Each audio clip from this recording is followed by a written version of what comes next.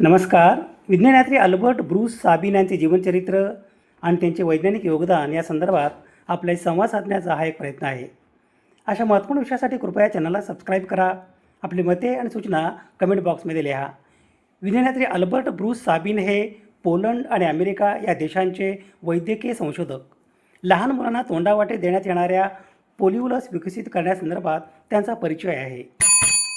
Polio लसींचा विकास आणि प्रचार करण्याचे काम सुरू ठेवण्यासाठी सन 1993मध्ये साबिन लस संस्था याची स्थापना करण्यात आली. ओरल पोलिओ लस शोधणारे प्रसिद्ध शास्त्रज्ञ डॉक्टर अल्बर्ट साबिन यांच्या स्मृती व कार्याला समर्पित म्हणून या संस्थेचे नाव साबिन लस संस्था ठेवण्यात आले आहे. अपूर्ण वैद्यकीय गरजा असलेल्या आजारावर लसी विकसित करणे, लसींचा जागतिक स्तरावर सुलभ प्रवेश वाढवणे आणि लसीकरण मोहिमेला व संशोधनाला बळकट करणे हा या संस्थेचा उद्देश आहे. अल्बर्ट ब्रूस साबिन यांच्या अग्रगण्य कार्याच्या स्मरणार्थ साबिन लस संस्था दरवर्षी लसीकरण किंवा पूरक क्षेत्रात काम करणाऱ्या व्यक्तीला किंवा सामाजिक संस्थेला गौरवार्थ अल्बर्ट बी साबिन सुवर्णपदक प्रदान करण्यात येतो. अल्बर्ट ब्रूस साबिन यांचा जन्म दिनांक 26 ऑगस्ट 1906 रोजी पोलंड देशातील बियालिस्टॉक या गावी झाला. अल्बर्ट ब्रूस साबिन यांचे शालेय शिक्षण पोलंड देशातील बियालिस्टॉकच्या स्थानिक शाळेत पूर्ण झाले. सन 1921मध्ये साबिन कुटुंब पोलंड सोडून अमेरिकेचा आश्रय घेतला. सन 1928मध्ये साबिन कुटुंबाला अमेरिका देशाचे नागरिकत्व प्राप्त झाले. अल्बर्ट ब्रूस साबिन यांचे पदवी शिक्षण, पदव्युत्तर शिक्षण आणि संशोधन पदवी PhD शिक्षण अमेरिकेच्या न्यूयॉर्क विद्यापीठ येथे पूर्ण झाले. सन 1931च्या दरम्यान पोलिओ रोगाने उग्र स्वरूप धारण करण्यास सुरुवात केली होती आणि त्याच्या साथी येण्यास सुरुवात झाली होती. एक प्रकारच्या विषाणूमुळे होणाऱ्या या रोगात रुग्ण अर्धांगवायूने अपंग होतो किंवा दगावतो. त्यामुळे या रोगाच्या साथीत भीतीदायक वातावरण समाजात निर्माण होत असे.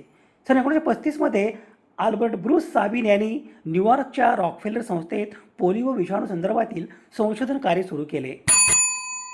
अल्बर्ट ब्रूस साबिन यांना प्रायोगिक संशोधनासाठी न्यूयॉर्कच्या रॉकफेलर संस्था आणि उपयोजनात्मक संशोधनासाठी सिन्सिनाटी येथील चिल्ड्रन्स हॉस्पिटल मेडिकल सेंटर येथे कार्य करण्याची संधी मिळाली.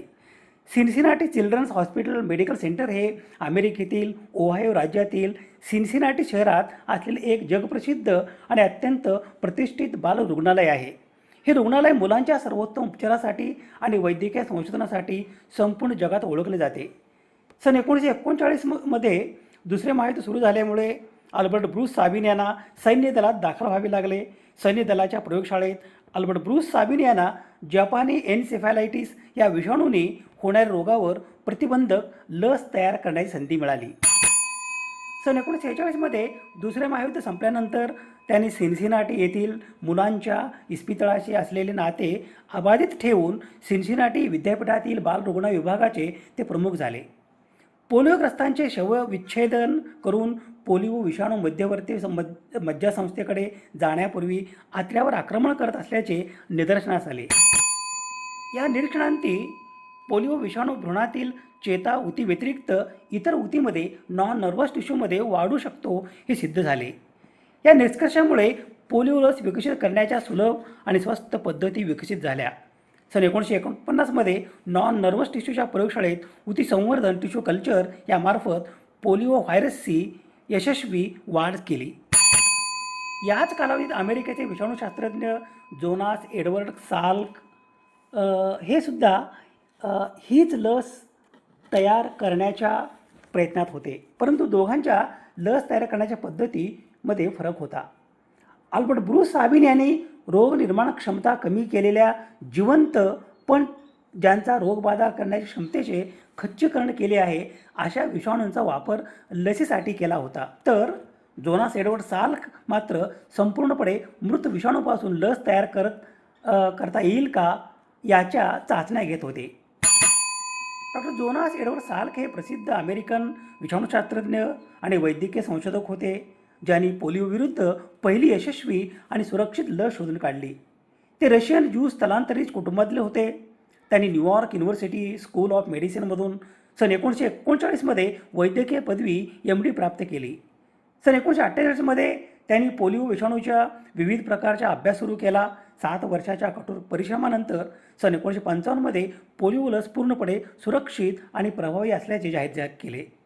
या लसीमुळे जगभरात पोलिओच्या रुग्णांमध्ये मोठी घट झाली. साल्क यांनी आपल्या या महत्त्वपूर्ण लसीचे पेटंट घेतले नाही आणि त्यातून कोणत्याही आर्थिक नफा कमवण्यास स्पष्ट नकार दिला. लस जास्तीत जास्त लोकांपर्यंत आणि जगभरात विनाशाळास पोहोचवावी हा उद्देश त्यांचा होता.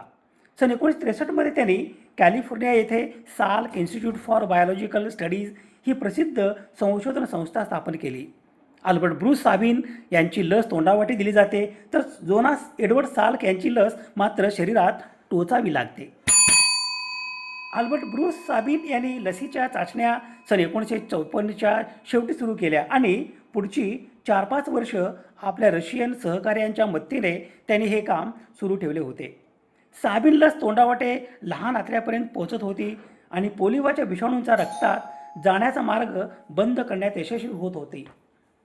अल्बर्ट ब्रूस साबिन यांच्या संशोधनात असे आढळून आले की या विषाणूचे प्रजनन मुख्यत्वे लहान आतड्यात होते.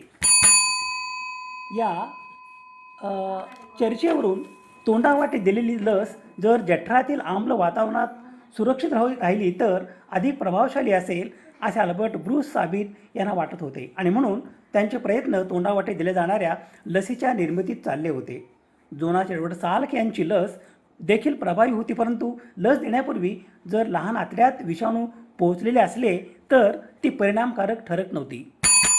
शिवाय ती सुरक्षित नाही असे अल्बर्ट ब्रूस साबिन यांचे स्पष्ट मत होते. सन 1955 ते सन 1961च्या दरम्यान सिंगापूर, हॉलंड, पूर्व युरोपातील देश आणि संयुक्त रशियन प्रजासत्ताकामधील जवळजवळ 10 कोटी लोकांना अल्बर्ट ब्रूस साबिन यांची लस देण्यात आली होती. या लसीचे मोठ्या प्रमाणावर उत्पादन करण्याची जबाबदारी मिखाईल पेट्रोव्हिच चुमाकेव यांनी घेतली होती. मिखाईल पेट्रोव्हिच चुमाकेव हे प्रसिद्ध सोव्हिएत रशियन सूक्ष्मजीवशास्त्रज्ञ आणि विषाणूशास्त्रज्ञ होते. अल्बर्ट साबिन यांनी विकसित केलेल्या ओरल पोलिओ लसीच्या मोठ्या प्रमाणावरील निर्णायक क्लिनिकल चाचण्या घेण्यात त्यांनी महत्त्वाची भूमिका बजावली होती, ज्यामुळे लसीचा परवाना मिळणे शक्य झाले. ते पोलिओ आणि इतर विषाणूजन्य आजारांच्या संशोधनासाठी ओळखले जातात. सन 1960मध्ये सिन्सिनाटीमधील 1,80,000 शालेय विद्यार्थ्यांना त्यामुळे ही लस सहजपणे देणे शक्य झाली. त्यावेळी आपल्या काही निष्ठावान सहकार्यांना बरोबर घेऊन कल्पकतेने मिखाईल पेट्रोव्हिच चुमाकेव यांनी हे मोठ्या प्रमाणावरील लसीकरण अल्पावधीत करून दाखवले होते.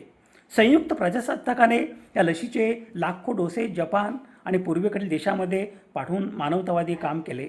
अल्बर्ट ब्रूस साबिन हे इस्रायलच्या रेहोवत येथील वाईझमान इन्स्टिट्यूट या विज्ञान संस्थेचे अध्यक्ष होते. त्यानंतर ते अमेरिकन राष्ट्रीय कर्करोग संस्थेचे सल्लागार म्हणून नियुक्त झाले.